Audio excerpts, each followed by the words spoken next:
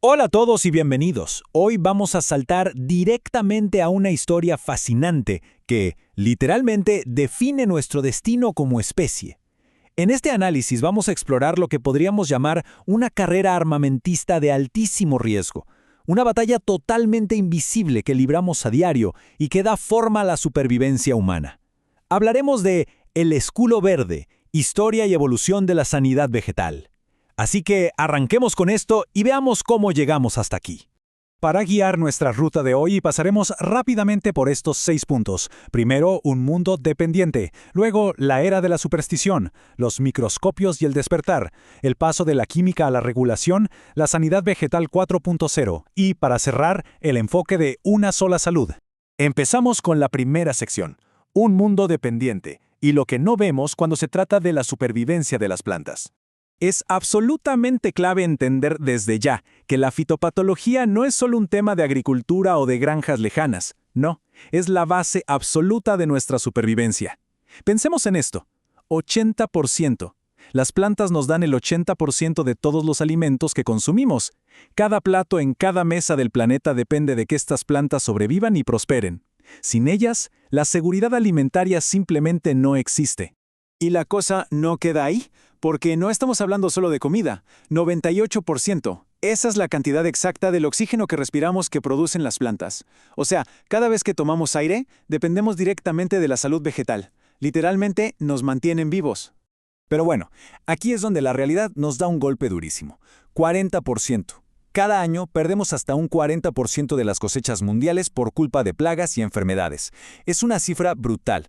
Imaginen el esfuerzo de producir comida para todo el mundo y que casi la mitad se desvanezca antes de llegar a nuestros platos, devorada por enemigos que muchas veces ni siquiera podemos ver a simple vista. Pasamos a la sección 2, la era de la superstición y cómo intentábamos entender esto en el pasado. A lo largo de la historia, las primeras civilizaciones veían cómo sus cultivos se marchitaban y comunidades enteras se quedaban sin sustento, y no tenían la menor idea de qué los estaba atacando.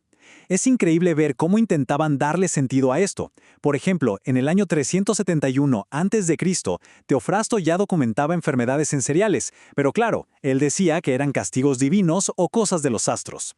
Más adelante, los romanos hacían festivales enormes, los Robigalia, solo para calmar a los dioses y evitar la roya del trigo. Básicamente, hasta antes del siglo XVIII, la ciencia no era más que una mezcla de misticismo y cruzar los dedos eligiendo semillas a prueba y error. Y así llegamos a la sección 3, microscopios y el despertar. La ciencia por fin le pone cara al enemigo invisible. Porque esa oscuridad no iba a durar para siempre.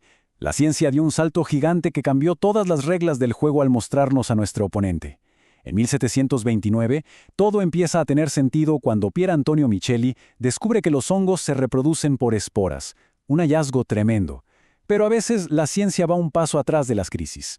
En 1845 nos golpea la Gran Hambruna Irlandesa, un evento tan fuerte que obligó a los gobiernos a tomar el tema en serio. Y ya a finales del siglo XIX, Anton de Bari logra lo impensable y prueba definitivamente la causalidad fúngica. Y tenemos que detenernos un segundo en esto.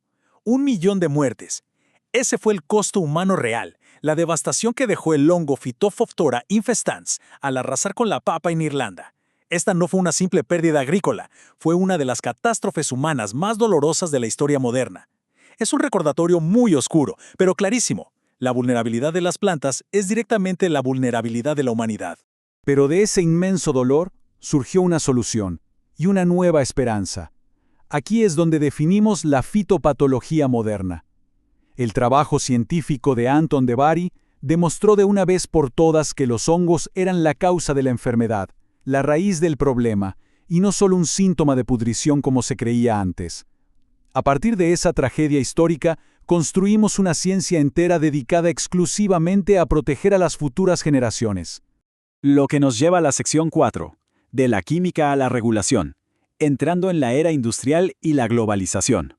Resulta que con la era industrial el mundo entero se conectó, y con el comercio internacional moviéndose a toda velocidad, las plagas que antes vivían aisladas en una zona geográfica empezaron a cruzar océanos. Para frenar esta amenaza global, los países tuvieron que unirse. Así nació la Convención Internacional de Protección Fitosanitaria bajo la FAO. Su misión era frenar en seco el movimiento de estas plagas entre fronteras por culpa del comercio.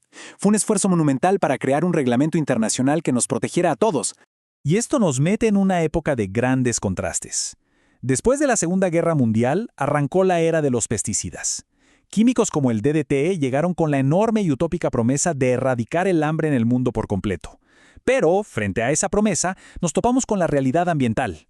Estas soluciones trajeron consecuencias ecológicas inesperadas, y eso hizo absolutamente necesario crear regulaciones muchísimo más estrictas para cuidar de nuestros ecosistemas.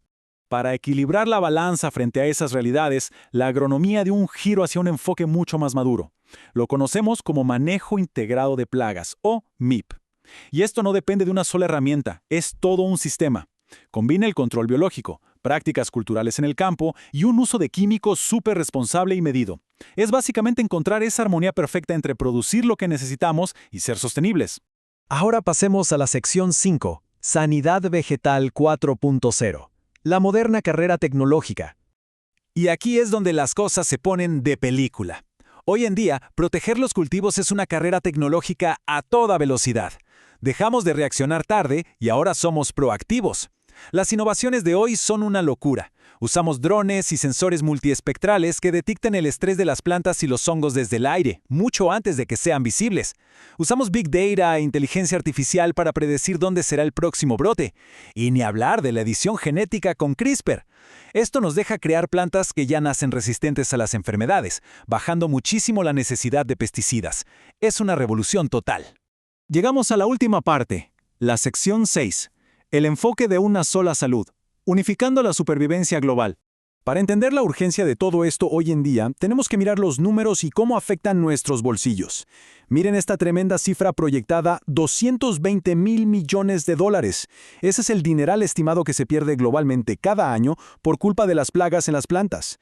Es una sangría económica gigante que obliga a los países a invertir sin parar en biotecnología para blindar sus economías y nuestra comida.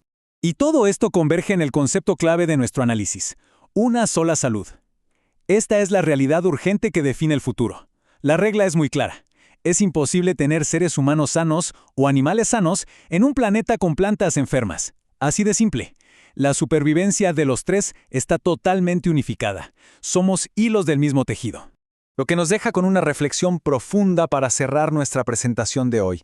Sabiendo que la sanidad vegetal es ahora nuestra primera gran línea de defensa contra el cambio climático y el hambre en el mundo, surge la pregunta: ¿estamos realmente preparados como sociedad para proteger el escudo que protege a la humanidad?